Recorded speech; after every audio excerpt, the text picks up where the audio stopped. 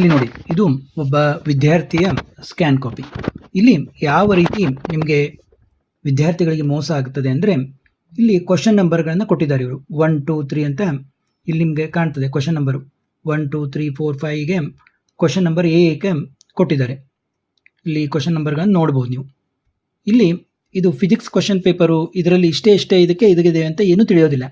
ಇಲ್ಲಿ ಇವ್ರು ಏನು ಮಾಡಬೇಕಾಗಿತ್ತಂದರೆ, ಇಲ್ಲಿ ನಿಮಗೆ 20 ಕ್ವಶನ್ಸ್ಗಳು ಅಂದರೆ 20 ಕ್ವಶನ್ಸ್ಗಳ ಆಗು ಮಟ್ಟ ಇಲ್ಲೇನಿದೆ 1 ಅಂಕದ ಕ್ವಶನ್ ಇದಾವೆ, ಇಲ್ಲಿ ಮಾರ್ಕ್ ಮಾಡ್ಕೋಬೇಕಾಗಿತ್ತು. ಈಗ ವಿದ್ಯಾರ್ಥಿಗಳಿಗೆ ಹಾಗೂ ಪಾಲಕರಿಗೆ ಚಾನಲ್ಗೆ ಸ್ವಾಗತ. ಈಗ ಬಹಳಷ್ಟು ವಿದ್ಯಾರ್ಥಿಗಳು ಮತ್ತು ಪಾಲಕರು ರಿವ್ಯಾಲ್ಯೂಯೇಷನ್ ಹಾಕಬೇಕೋ ಬೇಡವೋ, ಅದರಲ್ಲೂ ಸೈನ್ಸ್ ವಿದ್ಯಾರ್ಥಿಗಳು ಯಾರಿಗೆ KCETಯಲ್ಲಿ ಉತ್ತಮ ರ್ಯಾಂಕ್ ಬರಬೇಕು ಅಂತ ಆಸೆ ಇರ್ತದೆ, ಅವರಿಗೆ ಈ ಒಂದು ಬೋರ್ಡ್ ಅಂಕಗಳು ತುಂಬ ಇಂಪಾರ್ಟೆಂಟ್ ಆಗ್ತವೆ. ಆದ ಕಾರಣ ಈಗಾಗಲೇ ನೀವು ನಿಮಗೆ ಕಡಿಮೆ ಅಂಕಗಳು ಬಂದಿದ್ದಾವೆ ಅಂತ ಸ್ಕ್ಯಾನ್ ಪ್ರತಿ ತೆಗೆದುಕೊಂಡು ನೋಡಿದ್ದೀರಾ. ಬಹಳಷ್ಟು ವಿದ್ಯಾರ್ಥಿಗಳಿಗೆ ಸ್ಕ್ಯಾನ್ ಪ್ರತಿಗಳು ಸಿಕ್ಕಿದ್ದಾವೆ. ನೋಡಿದಾಗ ನಿಮಗೆ ಅವನ್ನು ನೋಡಿ ನಾನು ರಿವ್ಯಾಲ್ಯೂಯೇಷನ್ ಹಾಕಬೇಕೋ ಬೇಡವೋ ಅಂತ ತುಂಬ ಗೊಂದಲ ಇರುತ್ತೆ, ಪಾಲಕರಲ್ಲೂ ಇರುತ್ತೆ. ಯಾಕಂದರೆ ಇದು ನೀವು ತುಂಬ ವಿಚಾರ ಮಾಡಿ ಹಾಕಬೇಕಾಗತ್ತೆ.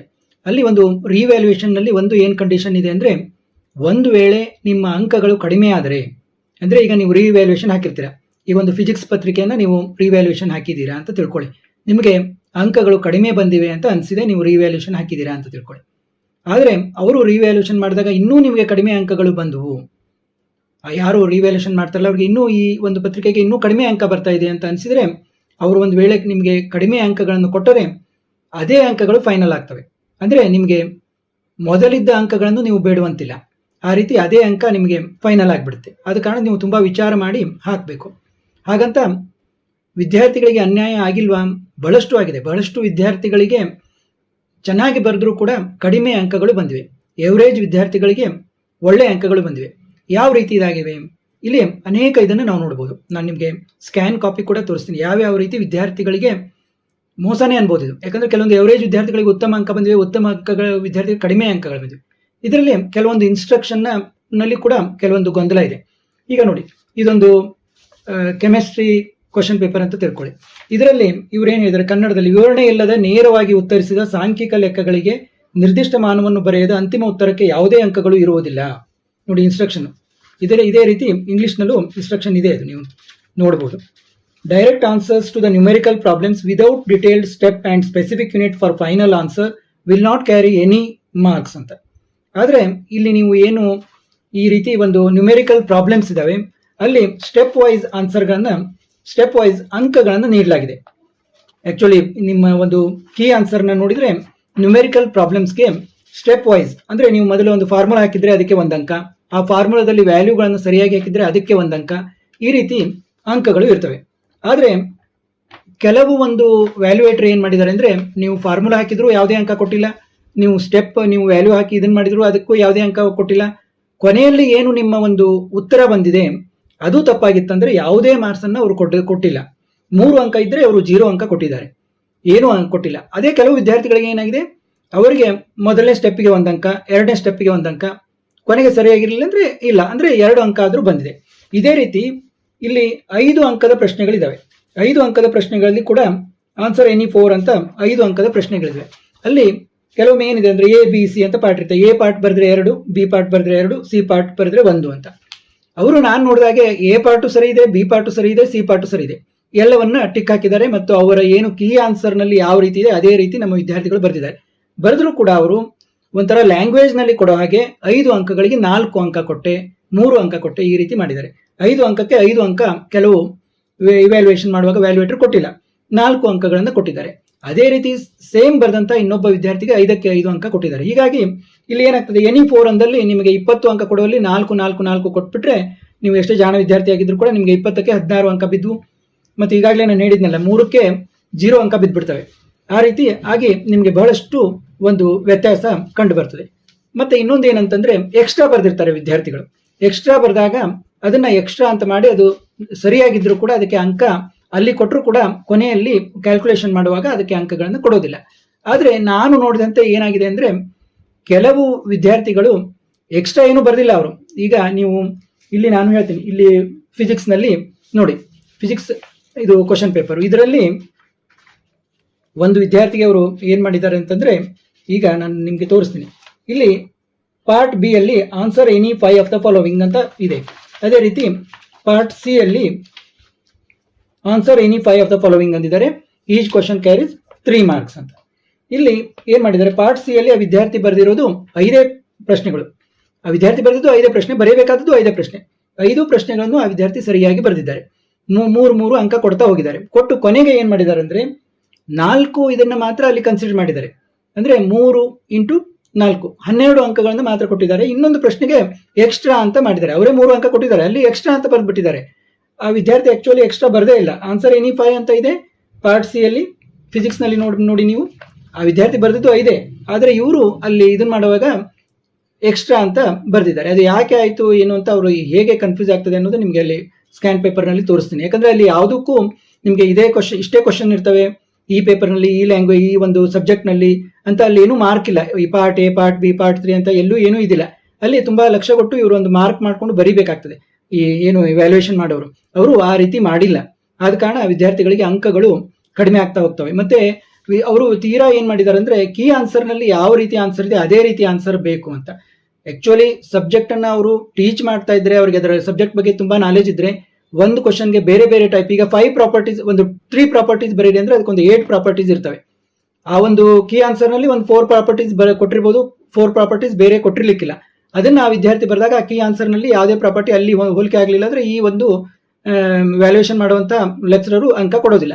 ಇವರು ನಿಜವಾಗಿ ಆ ಒಂದು ಸಬ್ಜೆಕ್ಟನ್ನು ತಿಳಿದುಕೊಂಡಿದ್ರೆ ಆ ಪ್ರಾಪರ್ಟೀಸ್ ಕೂಡ ಇದಾವೆ, ಅವು ಕೂಡ ಸರಿಯಾದದ್ದು ಅಂತ ಅಂಕಗಳನ್ನು ಕೊಡ್ತಾರೆ. ಆದ ಕಾರಣ ನಿಮ್ಮ ಒಂದು ವ್ಯಾಲ್ಯೂಯೇಷನ್ ಮಾಡ್ತಾರಲ್ಲ ಅವ್ರ ಮೇಲೆ ತುಂಬ ಇದು ಪರಿಣಾಮವನ್ನು ಬೀರುತ್ತೆ. ಎಂಥವ್ರ ಕೈಯಲ್ಲಿ ನಿಮ್ಮ ಒಂದು ಪತ್ರಿಕೆ ವ್ಯಾಲ್ಯೂಯೇಷನ್ಗೆ ಹೋಗಿದೆ ಅಂತ. ಇಲ್ಲಿ ತುಂಬ ಲಕ್ ತುಂಬ ಮ್ಯಾಟರ್ ಆಗುತ್ತೆ. ಇದು ನೋಡಿದರೆ ಏನಂತ ಹೇಳ್ಬೋದು ಅಂತಂದರೆ, ನೀವು ವೈಸ್ ಇರಬೇಕು, ಜಾಣ ಇರಬೇಕು, ಮತ್ತೆ ಲಕ್ಕಿ ಆಗಿರಬೇಕು ಅಂತ. ಈಗ ಕೆಲವೊಮ್ಮೆ ಏನಾಗುತ್ತೆ, ನೀವು ಜಾಣ ಇದ್ದು ಲಕ್ಕಿ ಆಗಿರಲಿಲ್ಲ ಅಂದರೆ ನಿಮಗೆ ಕಡಿಮೆ ಅಂಕಗಳು ಬರ್ತವೆ. ನೀವೇನು ನೇರವಾಗಿ ನೀವು ಏನೇ ತರಿಸಿದ್ರು ಏನೇ ನೋಡಿದ್ರು ಕೂಡ ನನಗೆ ಇಲ್ಲಿ ಅಂಕ ಕೊಟ್ಟಿಲ್ಲ ಸರ್ ಅಂತ ಕಾಲೇಜ್ನಲ್ಲಿ ಹೋಗಿ ನಿಮ್ಮ ಒಂದು ಲೆಕ್ಚರರ್ ಹತ್ರ ಕೇಳಿದ ಹಾಗೆ ಕೇಳಲಿಕ್ಕೆ ಬರೋದಿಲ್ಲ. ನೇರವಾಗಿ ಏನೇ ಇದ್ರೂ ನೀವು ಕಳಿಸ್ಬೇಕು, ಹಾಕಬೇಕು, ದುಡ್ಡು ತುಂಬಬೇಕು, ಅವ್ರು ಏನು ಹಾಕ್ತಾರೆ ಅದನ್ನು ತೆಗೆದುಕೊಂಡು ಸುಮ್ಮನೆ ಇರಬೇಕು ಅಷ್ಟೇ. ಆ ರೀತಿ ತುಂಬ ವಿದ್ಯಾರ್ಥಿಗಳಿಗೆ ಅನ್ಯಾಯ ಆಗ್ತದೆ. ಆದ ಕಾರಣ ಒಂದು ಪೇಪರ್ ಚೆಕ್ ಮಾಡೋರು ಕೂಡ ಸ್ವಲ್ಪ ನೋಡಿ ಗಮನ ಕೊಟ್ಟು ಮಾಡಬೇಕು. ಮತ್ತು ಇದು ಉಲ್ಟಾನೂ ಆಗಿದೆ. ಕೆಲವೊಬ್ರು ತುಂಬ ವಿದ್ಯಾರ್ಥಿಗಳನ್ನು ತುಂಬ ಲಿಬರಲ್ ಆಗಿ ಚೆಕ್ ಮಾಡಿ ಅರ್ಹ ಇಲ್ಲದಂಥ ಕ್ವಶನ್ಸ್ಗೆ ಆನ್ಸರ್ಗಳಿಗೆ ಹೆಚ್ಚು ಅಂಕಗಳನ್ನು ಕೂಡ ಕೊಟ್ಟಿದ್ದಾರೆ. ಅವರು ತುಂಬ ಖುಷಿಯಾಗಿರ್ತಾರೆ, ಅದರಲ್ಲಿ ಏನಿಲ್ಲ. ಆದರೆ ಈ ಒಂದು ಜಾಣ ವಿದ್ಯಾರ್ಥಿಗಳಿಗೆ ಈ ರೀತಿ ಸರಿಯಾಗಿ ನೋಡದೆ ಕಡಿಮೆ ಅಂಕ ಕೊಟ್ಟಾಗ ಅವರಿಗೆ ತುಂಬ ಇದಾಗ್ತದೆ. ಆದ ಕಾರಣ ಯಾರು ವ್ಯಾಲ್ಯೂಯೇಷನ್ ಹಾಕ್ತಿರಲ್ಲ, ನಿಮ್ಮ ನೋಡಿಕೊಂಡು ನಿಮ್ಮಲ್ಲಿ ಆ ರೀತಿ ಏನಾದರೂ ಎಕ್ಸ್ಟ್ರಾ ಅಂತ ಕೊಟ್ಟು ಇದು ಮಾಡಿದರೆ ನೀವು ವ್ಯಾಲ್ಯೂಯೇಷನ್ಗೆ ಹಾಕ್ಬೋದು. ಮತ್ತು ನೀವು ಎಲ್ಲ ಸರಿಯಾಗಿ ಬರೆದಿದ್ರೆ 19th ಲಾಸ್ಟ್ ಇದೆ ವ್ಯಾಲ್ಯೂಯೇಷನ್ಗೆ ಹಾಕಲಿಕ್ಕೆ, ವ್ಯಾಲ್ಯೂಯೇಷನ್ಗೆ ಹಾಕ್ಬೋದು.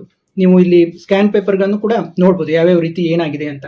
ಇಲ್ಲಿ ನೋಡಿ, ಇದು ಒಬ್ಬ ವಿದ್ಯಾರ್ಥಿಯ ಸ್ಕ್ಯಾನ್ ಕಾಪಿ. ಇಲ್ಲಿ ಯಾವ ರೀತಿ ನಿಮಗೆ ವಿದ್ಯಾರ್ಥಿಗಳಿಗೆ ಮೋಸ ಆಗ್ತದೆ ಅಂದರೆ, ಇಲ್ಲಿ ಕ್ವಶನ್ ನಂಬರ್ಗಳನ್ನು ಕೊಟ್ಟಿದ್ದಾರೆ ಇವರು 1 2 3 ಅಂತ. ಇಲ್ಲಿ ನಿಮಗೆ ಕಾಣ್ತದೆ ಕ್ವಶನ್ ನಂಬರು 1 2 3 4 5ಗೆ ಕ್ವಶನ್ ನಂಬರ್ ಎಗೆ ಕೊಟ್ಟಿದ್ದಾರೆ. ಇಲ್ಲಿ ಕ್ವಶನ್ ನಂಬರ್ಗಳನ್ನು ನೋಡ್ಬೋದು ನೀವು. ಇಲ್ಲಿ ಇದು ಫಿಸಿಕ್ಸ್ ಕ್ವಶನ್ ಪೇಪರು, ಇದರಲ್ಲಿ ಇಷ್ಟೇ ಇದಕ್ಕಿದೆ ಅಂತ ಏನೂ ತಿಳಿಯೋದಿಲ್ಲ. ಇಲ್ಲಿ ಇವ್ರು ಏನು ಮಾಡಬೇಕಾಗಿತ್ತಂದರೆ, ಇಲ್ಲಿ ನಿಮಗೆ 20 ಕ್ವಶನ್ಸ್ಗಳು ಅಂದರೆ 20 ಕ್ವಶನ್ಸ್ಗಳ ಆಗುಮಟ ಇಲ್ಲೇನಿದೆ 1 ಅಂಕದ ಕ್ವಶನ್ ಇದಾವೆ, ಇಲ್ಲಿ ಮಾರ್ಕ್ ಮಾಡ್ಕೋಬೇಕಾಗಿತ್ತು. ಈಗ ನಂತರ 21 to 28 ಏನಿದಾವೆ, 21 to 28 2 ಮಾರ್ಕ್ಸ್ ಕ್ವಶನ್ ಇದಾವೆ. ಇದು ತುಂಬ ಇಂಪಾರ್ಟೆಂಟ್ ನೋಡಿ. ಇಲ್ಲಿ 21 to 28 ಇಲ್ಲಿಗೆ ಅವರಿಗೆ 2 ಮಾರ್ಕ್ಸ್ ಕ್ವಶನ್ ಕಂಪ್ಲೀಟ್ ಆಯಿತು ಇಲ್ಲಿಂದ ಇಲ್ಲಿ. ಆಮೇಲೆ 3 ಮಾರ್ಕ್ಸ್ ಕ್ವಶನ್ ಏನಿದೆ ಪಾರ್ಟ್ ಸಿ ಅಲ್ಲಿ 36ವರೆಗೆ 29 ನೋಡಿ, ಈ ಒಂದು 29 36ವರೆಗೆ ಇಲ್ಲಿ 3 ಮಾರ್ಕ್ಸ್ ಕ್ವಶನ್ ಇದ್ದಾವೆ 29 36ವರೆಗೆ. ಆದರೆ ಇಲ್ಲಿ ನಿಮಗೆ ಏನಾಯಿತು ಅನ್ನೋದು ತೋರಿಸ್ತೀನಿ. ಪಾರ್ಟ್ ಸಿ ಅಲ್ಲಿ ಆನ್ಸರ್ ಎನಿ 5 ಅಂತ ಇದೆ ಫಿಸಿಕ್ಸ್ನಲ್ಲಿ. ನೋಡಿ, ಈ ವಿದ್ಯಾರ್ಥಿ 5 ಮಾತ್ರ ಬರೆದಿದ್ದಾರೆ ನೋಡಿ. 3 ಇಲ್ಲೊಂದು 3 ಬಿತ್ತು, ಇಲ್ಲೊಂದು 3 ಬಿತ್ತು, ಇಲ್ಲೊಂದು 3 ಬಿತ್ತು, ಇಲ್ಲೊಂದು 3 ಬಿತ್ತು. ಅಂದರೆ ಅವರು ಬರೆದಿದ್ದೇ 5, ಆನ್ಸರ್ ಎನಿ 5 ಅಂತ ಇದೆ 29 36ವರೆಗೆ. ಆನ್ಸರ್ ಎನಿ 5 ಅಂತಂದರೆ ಇವರು 3 3 3 3 ಅಂತ ಹಾಕಿದರು. ಆದರೆ ಇಲ್ಲಿ ನೋಡಿ ನಿಮ್ಗೆ ಎಕ್ಸ್ಟ್ರಾ ಅಂತ ತೋರಿಸಿದ್ದಾರೆ. ಅದಕ್ಕೆ ಅಂಕಗಳನ್ನು ಇವರು ಇಲ್ಲಿ ಈ ಸಾಲಿನಲ್ಲಿ ನೋಡ್ಬೋದು, ನೀವು ಕೌಂಟ್ ಮಾಡಿದ್ದನ್ನು 19 ಅಂತ ಕೌಂಟ್ ಮಾಡಿದ್ದಾರೆ. ಇದನ್ನು ಎಕ್ಸ್ಟ್ರಾ ಅಂತ ಹೇಳಿ 3 ಅಂಕಗಳನ್ನು ಬಿಟ್ಬಿಟ್ಟಿದ್ದಾರೆ.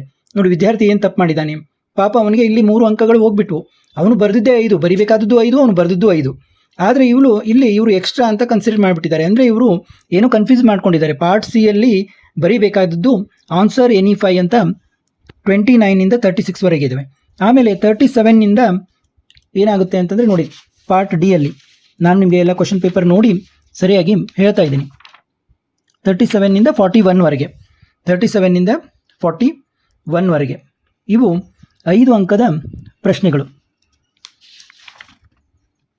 ನೋಡಿ, ಆನ್ಸರ್ ಎನಿ 3 ಅಂತ ಇದೆ. ಆನ್ಸರ್ ಎನಿ 3 ಅಂತ 5 ಮಾರ್ಕ್ಸ್ ಕ್ವಶನ್ ಇವು. ಇಲ್ಲಿ ನಿಮಗೆ 37ನಿಂದ 41ವರೆಗೆ ಇದ್ದಾವೆ. ಇಲ್ಲಿ ಇವ್ರು ಏನು ಮಾಡಿದ್ದಾರೆ ಅಂದರೆ 5 ಮಾರ್ಕ್ಸ್ ಕರೆಕ್ಟ್ ಬರೆದ್ರು ಕೂಡ 3 ಮಾರ್ಕ್ಸ್ ಕೊಟ್ಟಿದ್ದಾರೆ.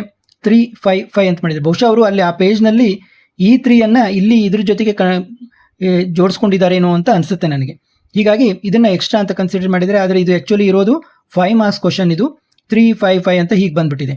ಮತ್ತು ನೆಕ್ಸ್ಟ್ ನೋಡಿ, ಇಲ್ಲಿ ಮಾರ್ಕ್ ಮಾಡ್ಕೊಂಡಿದ್ರೆ ಇಲ್ಲಿ ಅವರಿಗೆ ಏನಾಗ್ತಿತ್ತಂದರೆ 42ದಿಂದ 45ವರೆಗೆ, 42ದಿಂದ 41 ನೋಡಿ, 42, 43, 44, 45 ಇವು ಏನಿದ್ದಾವೆ ಆನ್ಸರ್ ಎನಿ 2 ಅಂತ ಇದೆ. ಇವು ಕೂಡ 5 ಮಾರ್ಕ್ಸ್ ಕ್ವಶನ್.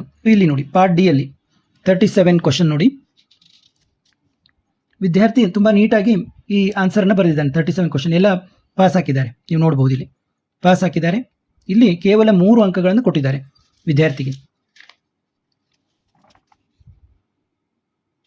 ಇದು ಆ್ಯಕ್ಚುಲಿ 5 ಅಂಕಗಳನ್ನು ಕೊಡಬೇಕಾದಂಥ ಪ್ರಶ್ನೆ. ಅವ್ರಿಗೇನೋ ಸ್ವಲ್ಪ ಕಾಣಲಿಲ್ಲ ಅಂದರೂ, ಸರಿ ಕಾಣಲಿಲ್ಲ ಅಂದ್ರೆ 4 ಅಂಕ ಆದರೂ ಕೊಡ್ಬೋದಾಗಿತ್ತು. ನೋಡಿ, ಇಲ್ಲಿ ಇಷ್ಟು ಇದು 37 ಕ್ವಶನ್ ನೀವು ನೋಡ್ಕೋಬೋದು. ಇದರಲ್ಲಿ ಇಷ್ಟು ನೀಟಾಗಿ ಡಯಾಗ್ರಾಮ್ ತೆಗೆದು ಎಲ್ಲ ಗಾಸ್ ಲಾ ಬಗ್ಗೆ ಎಲ್ಲ ನೀಟಾಗಿ ಬರೆದಿದ್ದಾರೆ ವಿದ್ಯಾರ್ಥಿ. ಇಲ್ಲೆಲ್ಲ ನೋಡ್ಬೋದು ನೀವು, ಇಷ್ಟೆಲ್ಲ ನೀಟಾಗಿ, ಇಲ್ಲಿ ಯಾವುದೇ ತಪ್ಪು ಇಲ್ಲ, ಇದರಲ್ಲಿ ಎಲ್ಲ ನೀಟಾಗಿ ಬರೆದಿದ್ದಾರೆ. ಆ್ಯಕ್ಚುಲಿ 5ಕ್ಕೆ 5 ಕೊಡಬೇಕು, ಕೇವಲ 3 ಅಂಕಗಳನ್ನು ಇಲ್ಲಿ ನೀಡಲಾಗಿದೆ. ಈ ರೀತಿ ಸಾಕಷ್ಟು ಇದಾಗಿದ್ದಾವೆ. ಕೆಮಿಸ್ಟ್ರಿಯಲ್ಲಿ ಕೂಡ ಸಾಕಷ್ಟು ಇದಾಗಿದ್ದಾವೆ. ಈ ರೀತಿ ನಿಮಗೂ ತಪ್ಪುಗಳಾಗಿದ್ದರೆ ನೀವು ನಿಮ್ಮ ಇದನ್ನು ವ್ಯಾಲ್ಯೂಯೇಷನ್ಗೆ ಹಾಕ್ಬೋದು. ಮತ್ತೊಂದು ವಿಡಿಯೋದಲ್ಲಿ ಭೇಟಿಯಾಗೋಣ.